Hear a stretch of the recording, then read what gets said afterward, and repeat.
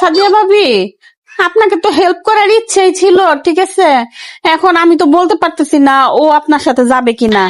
আচ্ছা একটু হোল্ড করেন, হ্যাঁ আমি ওকে একটু জিজ্ঞেস করে নেই। আচ্ছা ঠিক আছে। এই শোনো না, ওই যে সাদিয়া ভাবি, ঠিক আছে, ওনার হাজবেন্ড তো একটু ট্যুরে গেছে, এখন উনি ওনার বাপার বাড়ি যাবে, একা একা যেতে চাচ্ছে না, বুঝছো। এখন তুমি কি ওনাকে একটু নামাই দিয়ে আসতে পারবা? হ্যাঁ, আমি আমি আরে আমি কিভাবে যাব বলো?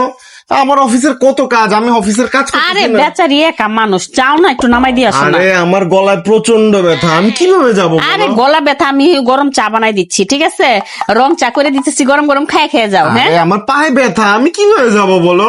আরে তোমার পায়ে আমি মুভ লাগাই দিতেছি, তুমি যাও। হ্যাঁ, আরে আমার চোখে ব্যথা, আমি কিভাবে যাব বলো? চোখে আমি ড্রপ লাগাই দেই। না, আমি যাইতে পারবো না। ও আচ্ছা ভাবি, বুঝছেন, ওর না অনেক শরীর খারাপ, দেখছেনই তো, আপনি শুনলেনই তো ওর মুখ থেকে কত কিছু অসুস্থ। সাদিয়া ভাবি, আজকে আপনি একা যান, না হলে আজকে বাদ দেন। হ্যাঁ, দেখেন এত অসুস্থ মানুষটাকে কিভাবে পাঠাই, বুঝেন নাই? আচ্ছা ঠিক আছে ভাবি। হ্যাঁ হ্যাঁ হ্যাঁ, না, হ্যাঁ হ্যাঁ হ্যাঁ, পায়ে আমি মুভ লাগাই দিব, তাই না? গরম গরম রং চা খাওয়া পাঠাবো। তোমার খবর আছে সাদিয়া ভাবি, কথা শুনলে তোমার মাথা ঠিক থাকে না, না? তোমার পা ভাঙে তারপর আমি তোমারে বুঝাবো, মুভ লাগাই দিব আবার তারে। আসো।